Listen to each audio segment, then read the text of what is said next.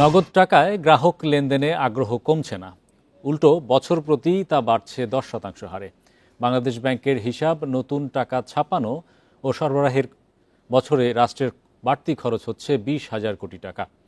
এ খরচ সাশ্রয় ও ডিজিটাল লেনদেনে জোর দিচ্ছেন বিশ্লেষকরা। বলছেন, লেনদেনের নিরাপত্তা নিশ্চিত হলে রাষ্ট্রের বাড়তি খরচ সাশ্রয় হবে। একই সাথে টাকায় হাত বদলে স্বচ্ছতা আসবে, বাড়বে সরকারের রাজস্ব আয়ও।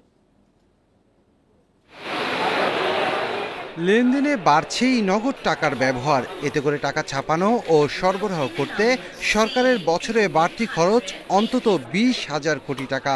রাষ্ট্রের এই বিপুল খরচ বাঁচাতে নগদ টাকার ব্যবহারে লাগাম টানতে চায় কেন্দ্রীয় ব্যাংক। বাংলাদেশ ব্যাংকের সর্বশেষ তথ্য, দেশের মোট লেনদেনের 71.72% হচ্ছে নগদ টাকায়। বছর প্রতি তা বাড়ছে গড়ে 10% হারে।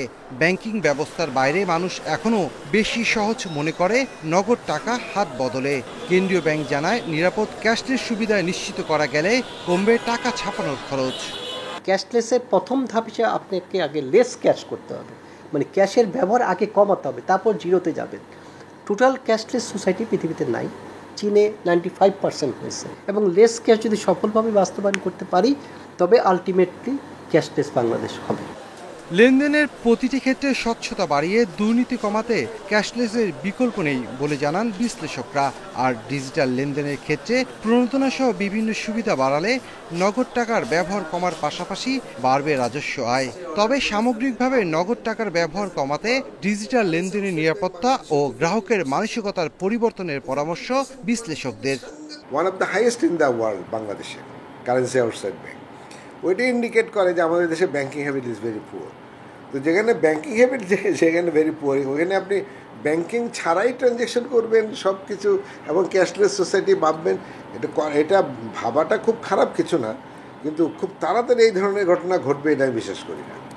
টাকার হাত বদলের প্রতিটি ক্ষেত্রে অর্থনৈতিক স্বচ্ছতা, রাজস্ব বৃদ্ধি ও দুর্নীতি কমাতে সরকারি ও বেসরকারি প্রতিষ্ঠানের মধ্যে সমন্বয় প্রয়োজন বলেও মনে করেন খাত সংশ্লিষ্টরা। Shafil Alam Sujan, independent news, Dhaka. এদিকে 12টি প্রতিষ্ঠান ডিজিটাল ব্যাংকের জন্য আবেদন করেছে বাংলাদেশ ব্যাংকে। আবেদনগুলো বাংলাদেশ ব্যাংকের ব্যাংকিং প্রবিধি ও নীতি বিভাগে জমা পড়েছে। বাংলাদেশ ব্যাংক এক বিজ্ঞপ্তিতে জানায়, রোববার নির্ধারিত শেষ দিন পর্যন্ত এসব আবেদন জমা পড়ে। আবেদন করা প্রতিষ্ঠানের তালিকায় আকিজের মুনাফা ইসলামী ডিজিটাল ব্যাংক, বিকাশ ডিজিটাল ব্যাংক, বুস্ট রবি, 36 ডিজিটাল ব্যাংক, বাংলা লিংক ও স্কয়ারে নোভা ডিজিটাল ব্যাংক রয়েছে। এছাড়া ব্রিটিশ বাংলা, উপকারী, আমার অ্যাপ, ভুটান ডিকে, আমার মৈত্রী নামেও ডিজিটাল ব্যাংকের অনুমোদন পেতে আবেদন জমা পড়েছে কেন্দ্রীয় ব্যাংকে। প্রস্তাবিত ডিজিটাল ব্যাংকের মাধ্যমে লেনদেন, ঋণ, প্রবাসী আয় গ্রহণ সহ সব ধরনের আর্থিক সেবা হাতের মুঠোয় চলে আসবে। কোনো ধরনের শাখা স্থাপন ছাড়াই সম্পূর্ণ ডিজিটাল মাধ্যমে পরিচালিত হওয়ায় সেবার খরচ অনেকটাই কমবে বলে আশা করছে বাংলাদেশ ব্যাংক। এতে দেশব্যাপী নগদবিহীন লেনদেন, সাধারণ মানুষের আর্থিক অন্তর্ভুক্তিতে গতি বাড়বে বলেও মনে করে সংস্থাটি। এদিকে রোববার মোবাইল ভিত্তিক আন্তঃলেনদেনের প্রথম দিনে লেনদেন হয়েছে মাত্র 940 টাকা।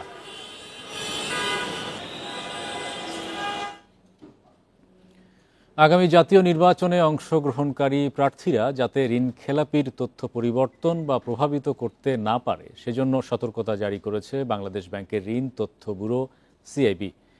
সব তফসিলি ব্যাংক ও আর্থিক প্রতিষ্ঠানকে এই সতর্কতা দিয়ে এরই মধ্যে আনুষ্ঠানিক চিঠি দিয়েছে কেন্দ্রীয় ব্যাংক। এতে বলা হয়েছে, ঋণ তথ্যের ক্ষেত্রে কোনো ভুল বা গাফিলতি সহ্য করা হবে না।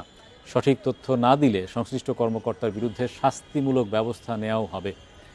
দায়ীদের সর্বোচ্চ 5 লাখ টাকা পর্যন্ত জরিমানা এবং চাকরি থেকে বরখাস্তও করা হতে পারে।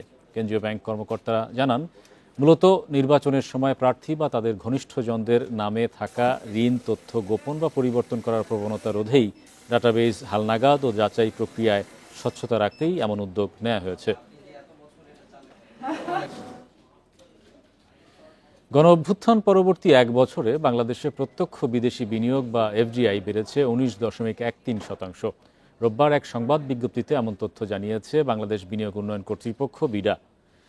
বিজ্ঞপ্তিতে বলা হয়, সাধারণত বড় ধরনের রাজনৈতিক পরিবর্তনের পর বিদেশি বিনিয়োগ কমে, কিন্তু ব্যতিক্রম চিত্র দেখা গেছে বাংলাদেশে। বিশ্বব্যাংকের তথ্য বিশ্লেষণ করে দেখা গেছে 2022 সালে শ্রীলঙ্কায় গণ অভ্যুত্থান পরবর্তী সময়ে এফডিআই কমেছে 19% বেশি, চিলিতে কমে প্রায় 26%, ইউক্রেনে 61%, আর সুদানে গণ অভ্যুত্থানের পর বিদেশি বিনিয়োগ কমেছে প্রায় 28%। বিরা চেয়ারম্যান জানান, বিদেশি বিনিয়োগের অনুকূল পরিবেশ সৃষ্টিতে সরকার গুরুত্বপূর্ণ ভূমিকা পালন করেছে, এতে দেশে প্রত্যক্ষ বিদেশি বিনিয়োগ বেড়েছে।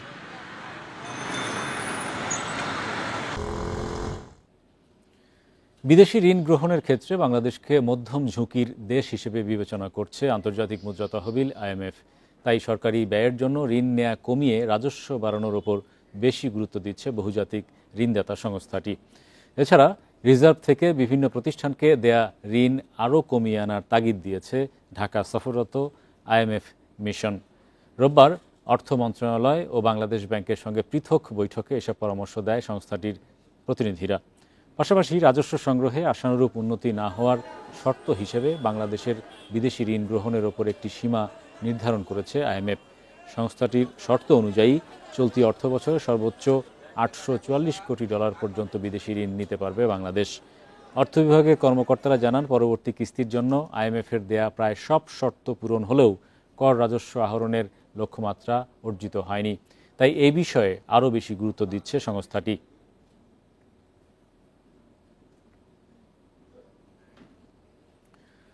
আর্থিক খাতে নেয়া সরকারের নানা ইতিবাচক উদ্যোগে প্রবাসীদের পাঠানো রেমিটেন্স বৃদ্ধির ধারা অব্যাহত রয়েছে। এতে চলতি অর্থবছরের প্রথম 4 মাসে রেমিটেন্স $10 বিলিয়ন ছাড়িয়েছে।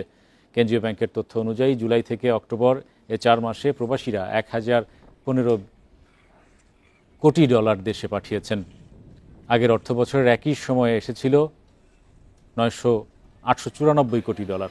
অক্টোবর পর্যন্ত রেমিটেন্স বেড়েছে $121 কোটি বা 13.56%। গত অক্টোবরে প্রবাসীরা $256 কোটি দেশে পাঠিয়েছেন, আগের অর্থবছরের একই সময়ের তুলনায় যা $17 কোটি বেশি।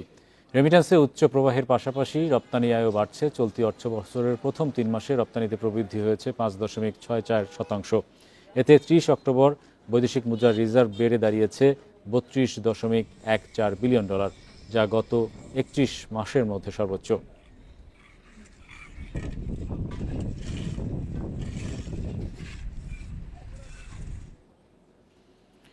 মেট্রো রেলের নকশায় ভুল ও নিম্নমানের সরঞ্জাম ব্যবহারের কারণেই সাম্প্রতিক দুর্ঘটনা ঘটছে বলে দাবি করেছে Dhaka mass transit company limited BMTCL এর ব্যবস্থাপনা পরিচালক ফারুক আহমেদ বলেন, তদন্তের পরই ফার্মগেটে সাম্প্রতিক দুর্ঘটনার কারণ বিস্তারিত জানা যাবে।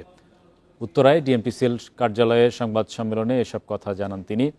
এ সময় দায়ীদের বিরুদ্ধে ব্যবস্থা নিতে সরকারের প্রতি আহ্বানও জানান ব্যবস্থাপনা পরিচালক। সম্প্রতি মেট্রো রেলে বিয়ারিং প্যাড পরে নিহত হন এক ব্যক্তি। এছাড়া যান্ত্রিক ত্রুটির কারণে চলাচলেও সমস্যা দেখা দিয়েছে। এমন পরিস্থিতিতে মেট্রো রেলের সামগ্রিক বিষয় নিয়ে সংবাদ সম্মেলন করে কর্তৃপক্ষ। DMTCL এর ব্যবস্থাপনা পরিচালক বলেন, মেট্রো রেলে নিম্নমানের মালামাল ব্যবহার করেছে ঠিকাদার প্রতিষ্ঠান। এখনও অনেক বিষয় ঠিকমতো বুঝিয়ে দিচ্ছে না তারা। আগের কর্তৃপক্ষের গাফিলতির কারণে জনগণকে ভুগতে হচ্ছে বলেন ব্যবস্থাপনা পরিচালক। চলতেছে ইনভেস্টিগেশন, কারা দায়ী। তো কন্ট্রাক্ট প্রভিশনে yes, there is a provision that we should bring them into the justice. যারা আগে কাজ বুঝা নিছে এবং প্রপারলি বুঝা নিচ্ছে এবং বুঝা দেয় নাই আমাদেরকে, তাদেরকে জাস্টিসে আনতে হবে। ফার্মগেটে সাম্প্রতিক দুর্ঘটনার বিষয়ে তিনি বলেন, ঘটনার প্রকৃত কারণ জানতে তদন্ত চলছে। মেট্রো রেলের কোনো বিয়ারিং প্যাড পরিবর্তন করতে হবে কিনা তা পরীক্ষা করা হচ্ছে।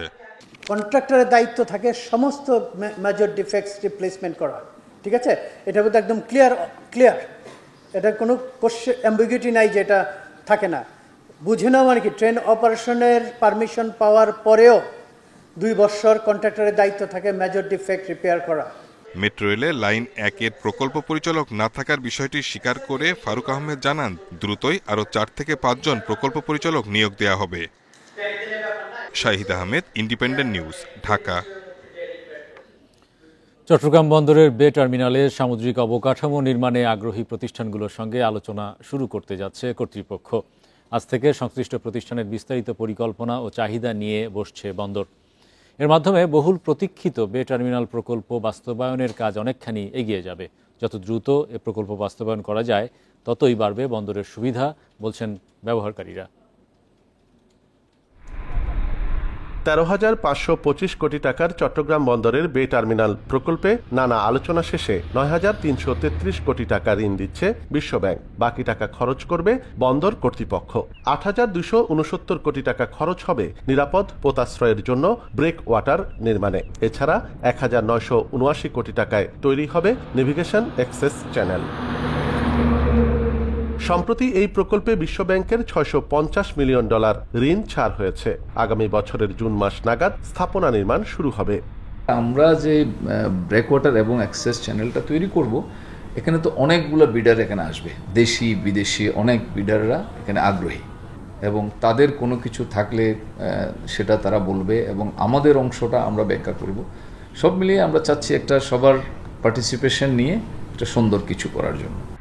এ প্রকল্পে $2 বিলিয়ন বিনিয়োগে যুক্ত হচ্ছে সিঙ্গাপুর পোর্ট অথরিটি ও দুবাই ভিত্তিক প্রতিষ্ঠান ডিপি ওয়ার্ল্ড। আর চট্টগ্রাম বন্দরের অর্থে তৈরি হবে মাল্টিপারপাস জেটি। ব্যবহারকারীরা বলছেন, প্রায় 1 দশক ধরে আলোচনায় থাকা এই প্রকল্প দ্রুত বাস্তবায়ন দরকার।